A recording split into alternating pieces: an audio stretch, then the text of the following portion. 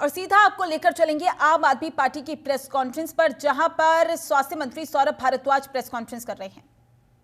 2024 है।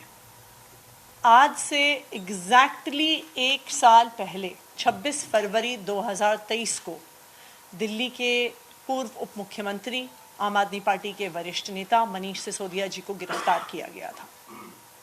उनको पहले सीबीआई ने गिरफ्तार किया और कुछ ही दिन बाद ईडी ने गिरफ्तार कर लिया। आज वो एक साल से जेल में है। एक ऐसा व्यक्ति, एक ऐसा राजनीतिक नेता, एक ऐसा मंत्री जिसके काम को देश का बच्चा बच्चा जानता है, एक ऐसा व्यक्ति जिसने दिल्ली के लाखों बच्चों को एक बढ़िया भविष्य देने के लिए दिन रात मेहनत करी। आज दिल्ली के लाखों बच्चों के पास एक अच्छी जिंदगी का अवसर है, क्योंकि मनीष सिसोदिया जी 8 साल तक दिल्ली के शिक्षा मंत्री थे। लेकिन इसी काम की वजह से जो दिल्ली में अरविंद केजरीवाल जी और मनीष सिसोदिया जी ने किया कि भारतीय जनता पार्टी शासित केंद्र सरकार ने अपनी सारी एजेंसियां अरविंद केजरीवाल की सरकार पर, आम आदमी पार्टी पर छोड़ दी। इस तथाकथित शराब घोटाले की जांच करते हुए 2 साल हो गए। इस 2 साल में ईडी सीबीआई ने मिलकर 500 से ज्यादा अफसर इसकी इन्वेस्टिगेशन पर लगा दिए। हजारों रेड हो गई, दिल्ली के हर हिस्से में हो गई, देश के हर हिस्से में हो गई। मनीष सिसोदिया जी के घर पर रेड कर ली, उनके गांव पर रेड कर ली, उनके ऑफिस पर रेड कर ली, उनके लॉकर पर रेड कर ली। आम आदमी पार्टी के हर नेता, हर विधायक के घर पे रेड कर ली। लेकिन 2 साल के बाद भी इस तथाकथित घोटाले में 1 रुपए की भी रिकवरी नहीं हुई। आप सब मीडिया साथी ये सवाल पूछते हैं कि अगर कोई क्राइम नहीं किया, अगर कोई भ्रष्टाचार नहीं किया, तो फिर मनीष सिसोदिया को बेल क्यों नहीं मिल रही 1 साल बाद? उसका सिर्फ एक कारण है, वो है पीएमएलए कानून, prevention of money laundering act, जो देश का एकमात्र ऐसा कानून है जिसमें बेल मिलना लगभग असंभव है। ऐसा कानून क्यों बनाया गया?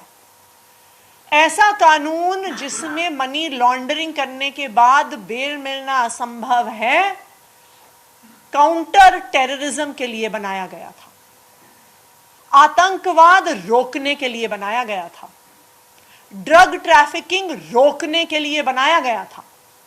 लेकिन आज मैं पूरे देश से सवाल पूछना चाहती हूं, क्या पीएमएलए का उपयोग आतंकवाद रोकने में हो रहा है?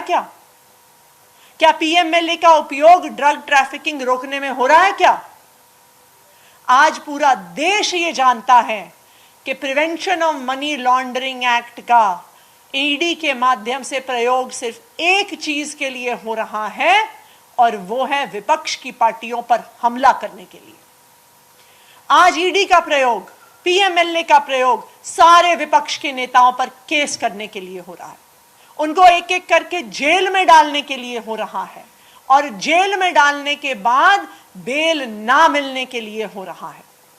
यह सवाल तो उठता है कि अगर भारतीय जनता पार्टी कहती है कि विपक्ष के नेताओं ने जुर्म किया है, भ्रष्टाचार किया है, तो सिर्फ मनी लॉन्ड्रिंग का केस कैसे लगता है? क्यों प्रिवेंशन ऑफ करप्शन एक्ट में केस नहीं लगता? क्यों सीआरपीसी में केस नहीं लगता? इसलिए नहीं लगता क्योंकि उन सब कानूनों में बेल मिल जाती है। तो आज विपक्ष पे हमला करने के लिए, इस देश के लोकतंत्र पे हमला करने के लिए विपक्ष की सारी पार्टियों के सभी नेताओं पर एक एक करके ईडी के केस हो रहे हैं, पीएमएलए के केस हो रहे हैं। लेकिन मैं भारतीय जनता पार्टी को यह बताना चाहती हूं कि आम आदमी पार्टी, हमारे नेता अरविंद केजरीवाल, हमारे नेता मनीष सिसोदिया, संजय सिंह, सत्येंद्र जैन ना जेल जाने से डरते हैं, ना आपके समन से डरते हैं, ना आपकी धमकियों से डरते हैं। आप आम आदमी पार्टी के कितने भी नेताओं को जेल में डाल दीजिए, हम आपके खिलाफ और देश के संविधान को बचाने के लिए लड़ते आए हैं और लड़ते रहेंगे। Thank you. सौरभ जी, आगे की बात रखिए। साथियों,